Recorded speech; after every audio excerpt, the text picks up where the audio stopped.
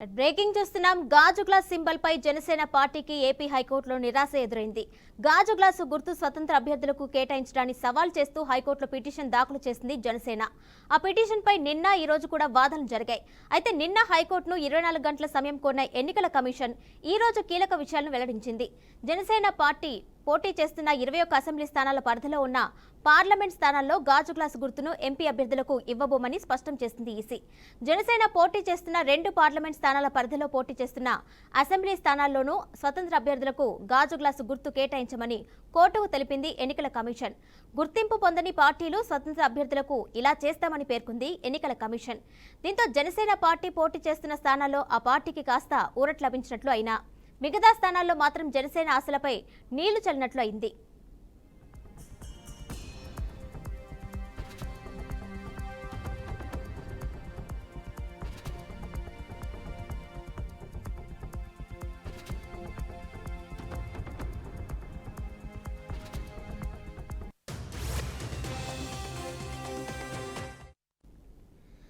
అయితే తాము పోటీ చేసే స్థానాల్లో మాత్రమే కాకుండా మిగతా ఎంపీ ఎమ్మెల్యే స్థానాల్లో కూడా గాజు గ్లాసు గుర్తు వేరే వారికి కేటాయించవద్దని హైకోర్టును కోరింది జనసేన. కానీ గాజు గ్లాసు గుర్తు ఫ్రీ సింబల్లో ఈసీ పెట్టిన నేపథ్యంలో అలా అన్ని చోట్ల ఇవ్వడం ఎలా సాధ్యమని న్యాయస్థానం ప్రశ్నించింది.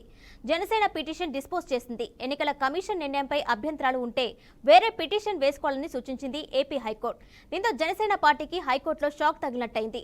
అయితే జనసేన, బీజేపీ, టీడీపీ కూటమి నుంచి పోటీ చేస్తున్న మిగతా స్థానాల్లో గాజు గ్లాస్ సింబల్ ప్రభావం ఏ మేరకు ఉంటుంది అనేది వేచి చూడాలి.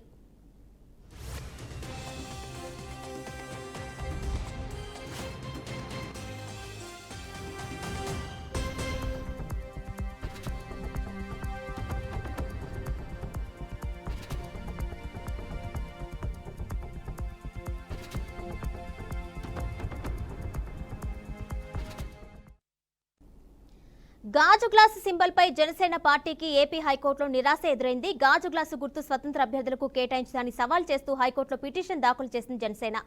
ఆ పిటిషన్ పై నిన్న ఈ రోజు కూడా వాదనలు జరిగాయి. అయితే నిన్న హైకోర్టును 24 గంటల సమయం కోరిన ఎన్నికల కమిషన్ ఈ రోజు కీలక విషయాలను వెల్లడించింది. ఇక దీనిపై మరింత సమాచారం మా అమరావతి బ్యూరో చీఫ్ ఏడుకొండలు అందిస్తారు. ఏడుకొండలు చెప్పండి, గాజు గ్లాసు సింబల్ కి సంబంధించి జనసేన పార్టీ నాయకులైతే ఏపీ హైకోర్టులో పిటిషన్ దాఖలు చేశారు. ఈ నేపథ్యంలో కూడా వారికి చుక్కెదిరినట్టు తెలుస్తుంది. దానికి సంబంధించిన ఇన్ఫర్మేషన్ ఇవ్వండి. ఆంధ్రప్రదేశ్ లో జరగనున్నటువంటి సార్వత్రిక ఎన్నికల్లో భాగంగా ఇటు జనసేన పార్టీ ఏదైతే గుర్తుందో ఈ యొక్క గాజు గ్లాస్ గుర్తుకు సంబంధించి రాష్ట్ర వ్యాప్తంగా కూడా అన్ని నియోజకవర్గాల్లో పోటీ చేసినటువంటి ఇటు రెబల్ అభ్యర్థులు అలాగే కొంతమంది ఇండిపెండెంట్ అభ్యర్థులు కూడా గాజు గ్లాస్ అయితే గుర్తును కేటాయించారు. అయితే దీన్ని సవాల్ చేస్తూ ఈసీ నిర్ణయాన్ని సవాల్ చేస్తూ కూడా అటు హైకోర్టును ఆశ్రయించారు జనసేన నాయకులు. అయితే దీనిపైన 2 రోజుల పాటు విచారణ చేసినటువంటి హైకోర్టు ఈసీ నుంచి వివరణ కోరింది. వివరణ కోరడంతో ఈసీ ఇచ్చినటువంటి వివరాల ప్రకారం జనసేన పార్టీ పోటీ చేస్తున్నటువంటి 21 అసెంబ్లీ స్థానాల్లో కూడా ఎక్కడ కూడా ఈ యొక్క గాజు గ్లాసు ఇతరులకు మేము కేటాయించలేదని, అలాగే 2 పార్లమెంట్ పరిధిలో ఎక్కడ కూడా అటు అసెంబ్లీ అభ్యర్థులు కానీ ఇటు పార్లమెంట్ కానీ ఎవరికి కూడా అది కేటాయించలేదని చెప్పేసి రాతపూర్వకంగా ఇచ్చినటువంటి ఈ యొక్క వివరణతోటి ఇటు ఏకీభవించినటువంటి హైకోర్టు ఈసీ ఇచ్చినటువంటి వివరాలను నమోదు చేసి ఈ వ్యాజ్యాన్ని పై విచారణ కూడా కొంతవరకు మూసివేసిందని మనం చెప్పుకోవచ్చు. అయితే ఇది ఖచ్చితంగా జనసేన పార్టీకి ఎదురుదెబ్బ. అలాగే ముఖ్యంగా చూస్తే కూటమి అభ్యర్థులు ఎక్కడైతే జనసేన మినహా ఇతర ప్రాంతాల్లో కూటమి అభ్యర్థులు పోటీ చేస్తున్నారో ఇది ఖచ్చితంగా సుక్కెదరని చెప్పుకోవచ్చు.